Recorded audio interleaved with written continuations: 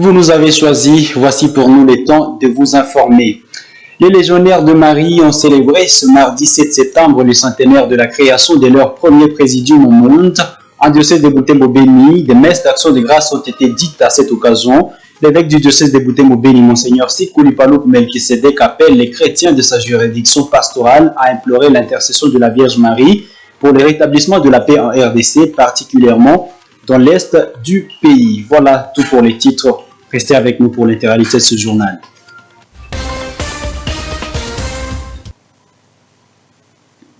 7 septembre 1921, 7 septembre 2021, cela fait 100 ans depuis la création du premier présidium des légionnaires de Marie dans le monde.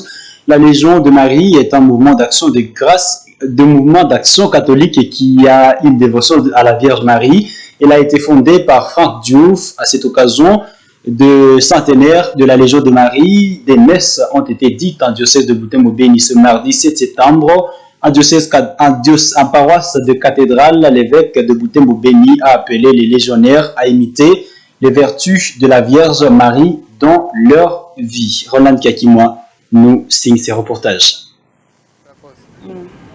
Dans cette cour de la cathédrale Mater Ecclesiae, Monseigneur Sikuli Paluku Melkisedek et cette délégation des prêtres et des servants sont en procession vers l'autel du Seigneur.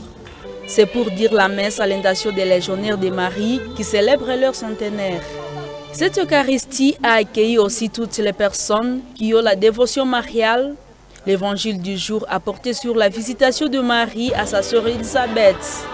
Dans son homélie, l'évêque de Butembo-Beni a demandé aux légionnaires et à tous les chrétiens du diocèse de Butembo-Beni de prier pour le retour de la paix à l'est de la RDC, en pensant par l'intercession de la Vierge Marie, Reine de la paix.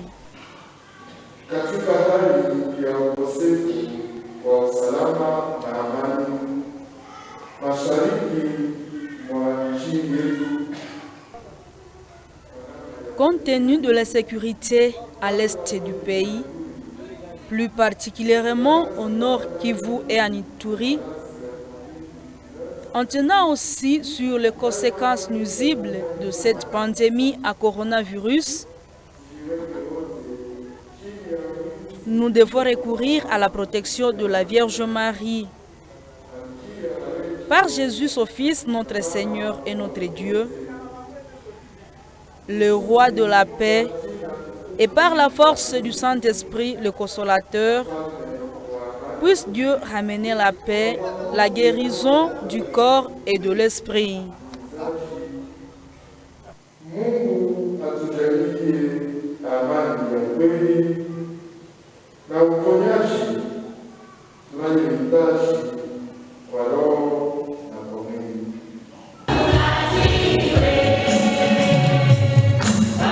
La joie était immense ici à la cathédrale.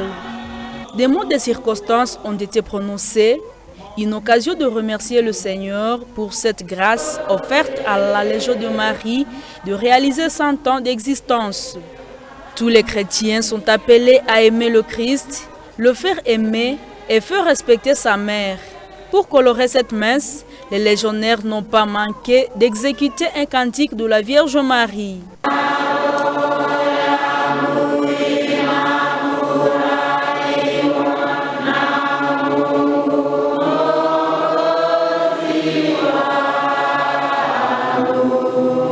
Les légionnaires de Marie sont invités à se donner beaucoup à la prière, réciter le chapelet au quotidien pour conserver leur vocation et initier leurs enfants à cette pratique pieuse.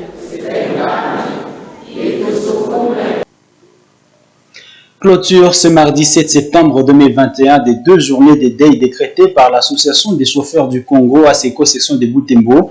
Une messe dite de deuil a été célébrée à la chapelle catholique du secteur Furu en paroisse de Kitatumba. Entre-temps, les activités économiques sont restées paralysées au centre-ville de Butembo. Suivez ces reportages de Samuel Wainda, rendu par Luciana Moussiviroa. Une messe a clôturé les 2 journées de deuil décrétées par l'Association des chauffeurs du Congo à Seko-Ville de Butembo. Cette Eucharistie a été célébrée par les pères Mouindo Mate François et co-célébrée par les pères Kiyoma en secteur de Fourou. Plusieurs chrétiens, dont les membres de la Seko et des mouvements citoyens, ont participé à cette Eucharistie.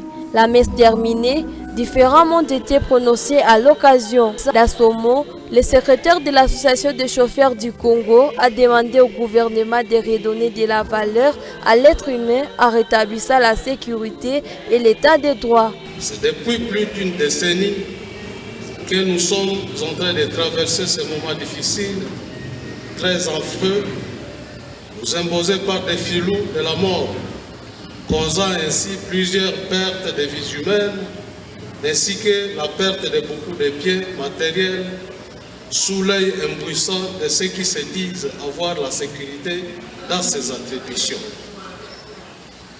Festigeons et condamnons cet état de choses et demandons au gouvernement d'accorder un peu de considération à la vie humaine.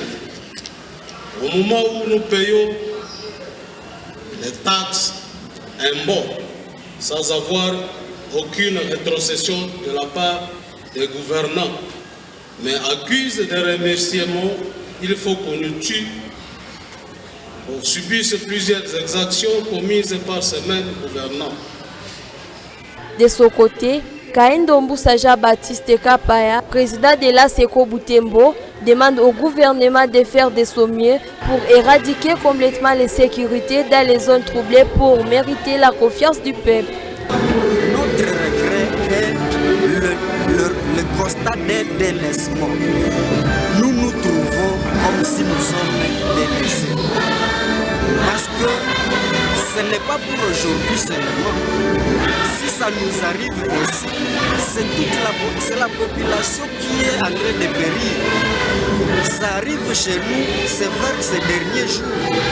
Mais nous déplorons ce grand silence des autorités. Les autorités de nous garantir la sécurité. Il ne peut pas que ça. Nous n'avons pas besoin de l'aide. L'aide que nous demandons, c'est de nous garantir la sécurité. Comme hier, le secteur des transports est resté timide et les activités économiques toujours paralysées au centre-ville.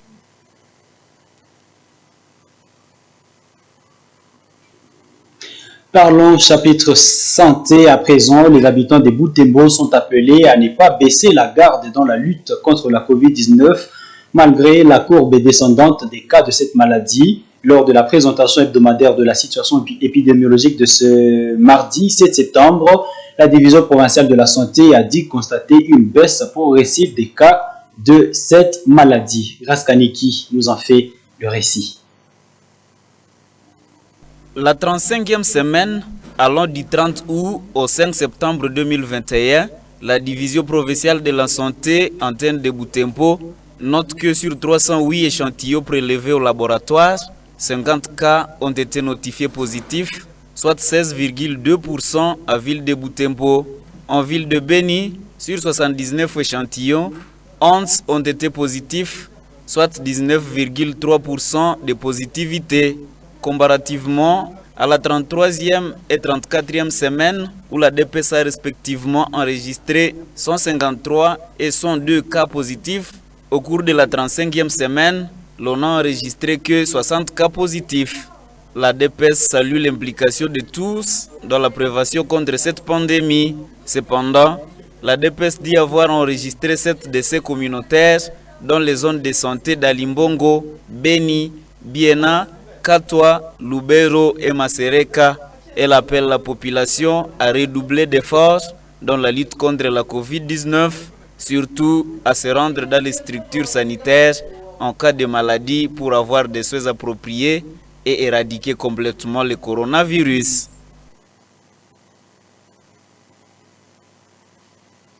Des membres du syndicat des enseignants du Congo Seko, antenne de Butembo, exigent l'acquittement de leurs camarades dont le secrétaire exécutif Ils sont en train de comparaître à l'auditorat militaire de Goma. Ceux-ci avaient été convoqués à la justice par le directeur de la province éducationnelle Nord Kivu 2 il y a 2 semaines.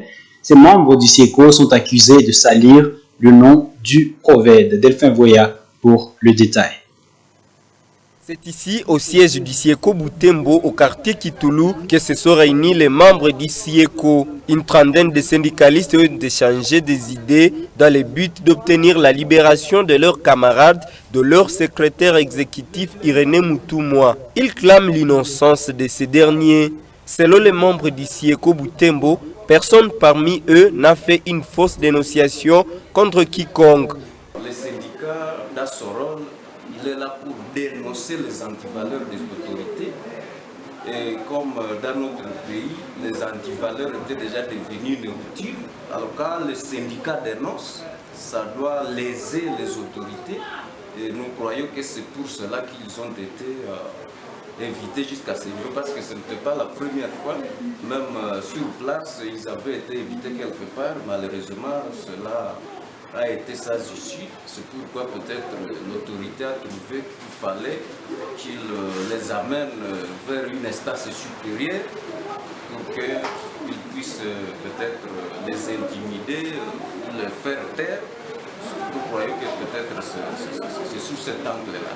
Nous espérons à une suite favorable parce que quand les syndicats dénoncent, ils dénoncent des antivaleurs, c'est toujours la vérité. Et comme la vérité finit toujours par triompher, nous osons croire que nos camarades auront gain de cause parce qu'ils ont dénoncé des choses vraies pour lesquelles ils avaient même des preuves.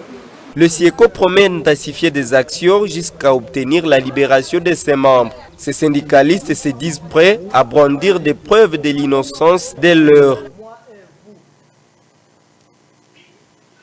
Voilà, mesdames, messieurs, vous allez nous excuser pour la mauvaise qualité de cet élément d'interview. Parlons autre chose à présent.